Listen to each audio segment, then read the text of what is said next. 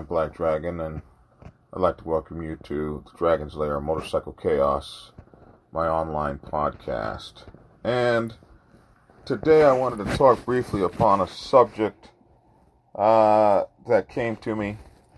And it's really interesting. When you become an officer for the first time in the motorcycle club, you're going to have to ask yourself like three questions. One, you're going to have to ask yourself a three-part one question. And that is, what kind of officer am I going to be? Am I going to be an inspirational leader? Am I going to be a cowardly suck-up? Or am I going to be a paranoid schizophrenic? So, an inspirational leader is someone who takes the bull by the horns. You're a leader in your MC.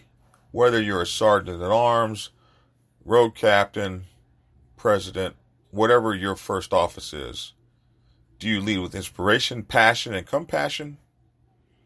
Or are you a suck-up? A suck-up is someone who is marginal in their leadership. In fact, like if you're a sergeant at arms, I see it all the time. The sergeant at arms runs behind the president and is his do-boy to bring together whatever agenda the president wants, whether it's a good agenda or a bad agenda for the club.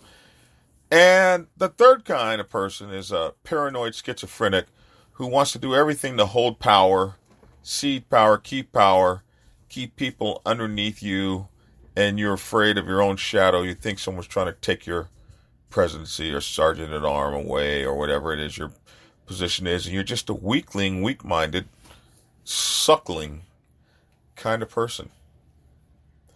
And it's easy to be any one of the three, depending upon who you are and your personality, your makeup and your character and your build. And you can slip from one to go to the other at a moment's notice and not even notice it. But to be an inspirational leader, someone who is passionate and compassionate, you have to be willing to learn. You have to be willing to learn from your mistakes. You have to be willing to admit when you've made a mistake. And you've got to want to empower the motorcycle club more than you would ever want to empower yourself. You've got to find a way past the agenda of me and onto the agenda of we. And it's a very hard thing to do for some people. It's hard to take your personal likes and dislikes out of the equation and put the personal needs of the MC insert that into the equation. It can be very difficult to do. It requires an inner working and an inner being. The first thing I tell you is look to the bylaws. If you achieve a position, you don't need anybody's permission to do that position, especially where it is supported by the bylaws. So if the bylaw says that the road captain gets to call 2 rides a year, and the road captain's job is to look at the motorcycles and to make sure that all the license plates are up to snuff and all these other kinds of things that might be the road captain's job. And to make sure that everybody's trained to ride in the pack, and to make sure that everybody's got their proper credentials and licenses, and to make sure that the entire pack's bikes are in spec, have insurance, and have the proper paperwork and registrations and stuff. If that's your job, then you don't need anyone's permission to tell you to do it. This is your job is defined and outlined by the bylaws. It's outlined by the bylaws. As soon as you get the job, you already know what to do. You take steps to make it happen. Because that's your job. And you don't need anyone to tell you your job or tell you to do your job or to limit your job or try to stop you from performing your job. You're inspirational in your leadership. One is because you know your job. I often tell people motorcycle clubs are not really good about designing a job description. So if you take a job as an officer and there's no written, verifiable, quantifiable job description, then make your own. Write it up and get the club to vote on it. This, the club agrees, is my job description. So now, once voted on, once approved by the club as this is your job description, you don't need anyone's authority to make it happen. You just go and you do your thing. You go and you be who you are. You go and you forward the agenda of the motorcycle club. That's an inspirational leader. That's someone who knows their job, learns their job, or discovers their job, or creates their job, and then goes about doing their job. That is what it's all about. Now, you can be the suck-up road captain running behind your president, waiting for your president to give you every marching order, waiting to find a way to figure out what it is that somebody else wants you to do. You can do that. If the president doesn't like someone, you fall in behind them and try to make that occur. Jumping in on someone else's agenda, or if the president doesn't like someone, you joining in and helping to destroy that person.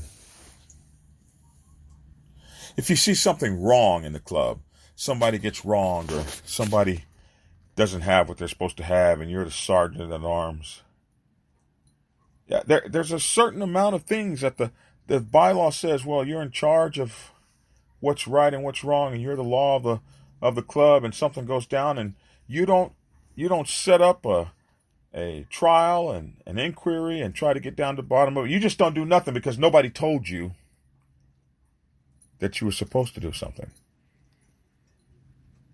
Even though the bylaws spell out what you're supposed to do. But you haven't taken time to read the bylaws. You haven't taken time to get to know your job. You haven't been inspirational at all. You've just been cowardly, weak. You wait around to be told what to do. It's sad. You give us no inspiration. You give us no leadership. And then, of course, there's the leader who is just so paranoid. Everybody's out to get you, and the only thing you can think about is your own safety, your own positioning, just you, me. That's all you can ever think about. That's all you can ever do. And it's you're the worst thing for the motorcycle club. Because we cannot thrive under you. We cannot go to a higher level under your leadership. Whether you're a vice president, president, sergeant at arms, road captain, secretary, you're not going to do your job. You just got that job because it looked good. But you are of no foreseeable benefit to the MC. You don't try to get better at your job. You don't try to learn your job. You don't try to get to know your job any better. All you are is like feeding utensils on a mill bull. Tits on a bull. You don't do us any good. You're just a space waster. So if that's what you are, I challenge you to learn your job. Get to know it. Do it better. Become a professional. Develop some passionate skills towards bettering the MC as you get better at your job. These are the things that will make you that kind of leader you should seek to be in whatever job capacity in which you serve the MC. You are the servant of the MC. You're not the servant of the president's will. You're not the servant of anybody's agenda. You're not the servant of what somebody wants. You're the servant of what the brothers elected you to be, which is the best officer you can be towards empowering the MC to empower itself. So, go out and be all you can be the greatest you can be, and learn. And then, once you've learned better, do better. It's not too late. Well, that's my 2 cents. I'm Black Dragon, and this is the Dragon's Lair of Motorcycle Chaos. Thanks for tuning in, and get skinny.